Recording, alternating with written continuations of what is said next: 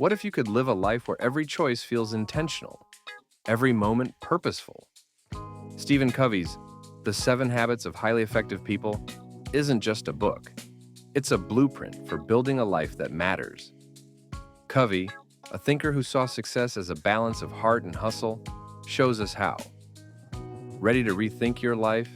Let's dive in. Picture this. Sarah, a 32-year-old marketing manager, is drowning. Deadlines pile up, her inbox is a war zone, and her evenings blur into Netflix binges to escape the stress. She's capable, driven, but feels like she's sprinting on a hamster wheel, going nowhere fast. Then one day, scrolling through her phone, she stumbles across a quote. The key is not to prioritize what's on your schedule, but to schedule your priorities. It's from Stephen Covey, and it hits her like a lightning bolt. What if she's been chasing the wrong things all along? Why this book matters. That's the soul of the 7 Habits of Highly Effective People. First published in 1989, it sold over 40 million copies because it doesn't just teach productivity, it rewires how you see yourself in the world. Covey doesn't offer quick hacks or empty motivational fluff.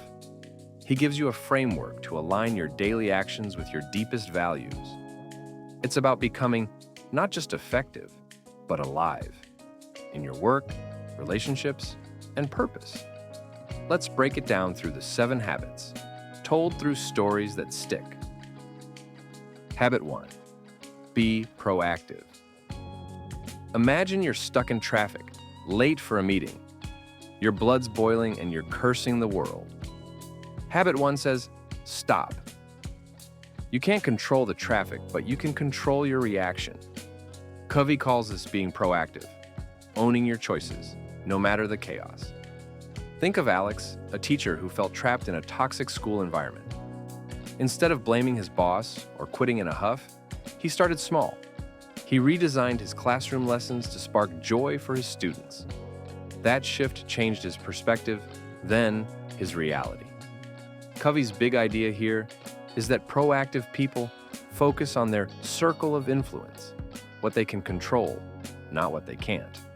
You are not your habits, he writes. You can replace old patterns with new ones. What if you stopped reacting to life and started shaping it? Habit 2. Begin with the end in mind. Now picture yourself at 80, looking back on your life. What do you see? Habit 2 is about defining that vision now. Covey asks you to imagine your own funeral. What would your family, friends, or colleagues say about you?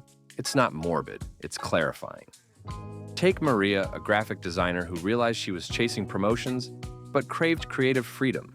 She started with the end in mind, a life of bold, meaningful art. So she took night classes, built a portfolio, and launched her own studio. Covey says, all things are created twice. First in your mind, then in reality. What if you designed your life like an artist designs a canvas with intention and purpose? Habit 3. Put first things first. Here's where it gets practical. Habit 3 is about time. Specifically, making time for what matters most. Covey's famous time management matrix splits tasks into 4 quadrants. Urgent and important. Not urgent but important. Urgent but not important. And neither. Most of us live in the urgent, putting out fires. But the magic happens in the not urgent but important quadrant. Things like planning, learning, or nurturing relationships.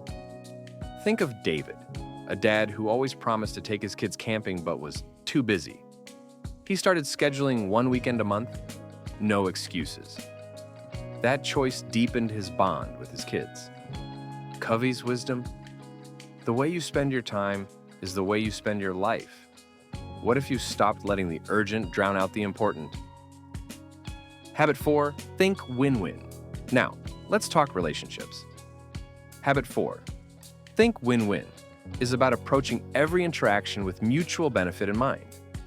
Imagine Priya, a small business owner negotiating with a supplier. Instead of haggling for the lowest price, she proposed a long-term partnership that saved costs for both. The result? Loyalty, trust, and growth. Covey teaches that life isn't a zero-sum game. There's enough success for everyone, if you get creative. Most people think in terms of either or, he writes, but there's a third alternative, both. What if every conflict in your life could end with both sides stronger? Habit 5. Seek first to understand, then to be understood. This one's a game changer. Habit 5 is about listening, really listening before you speak. Picture Jamal, a team leader whose star employee, Lisa, seemed disengaged. Instead of lecturing, he asked questions and listened. Turns out Lisa felt overlooked for a promotion. By understanding her, Jamal could address the real issue, not just the symptoms. Covey calls this empathic listening, hearing to understand, not to reply. You've spent years learning to speak, he says, but how much time have you spent learning to listen? What if you could transform your relationships by truly hearing the people around you? Habit 6. Synergize. Habit 6. Synergize is where the magic of collaboration happens. It's about combining strengths to create something greater than the sum of its parts. Think of a band jamming together, each musician bringing something unique to create a song no one could have made alone. Covey tells the story of a company where engineers and marketers clashed until they started valuing each other's perspectives. The result? A product that revolutionized their industry. Synergy isn't just teamwork. It's unlocking potential through differences. What if the people you disagree with could be your greatest allies? Habit 7. Sharpen the saw. Finally, Habit 7 is about renewal. Covey uses the metaphor of a woodcutter whose saw gets duller with every tree. If you don't stop to sharpen it, you'll burn out. This means taking care of your physical, mental, emotional, and spiritual health. Take Emily, a nurse who was exhausted from long shifts. She started small, 10-minute walks, journaling, and weekly calls with friends. Those habits recharged her, making her better at work and life. You are your greatest asset, Covey writes. What if you invested in yourself as seriously as you invest in your goals? So, here's the heart of the 7 habits. It's not about doing more, but being more. Covey's genius is showing us that effectiveness comes from aligning our actions with our values, from choosing courage over comfort, and from building a life that feels true. Whether you're like Sarah, stuck on the hamster wheel, or chasing a dream like Maria, these habits are your roadmap. What if you started today? One small choice could change everything. Hit that like button, share this with someone who needs it, and let's talk in the comments. Which habit will you try first?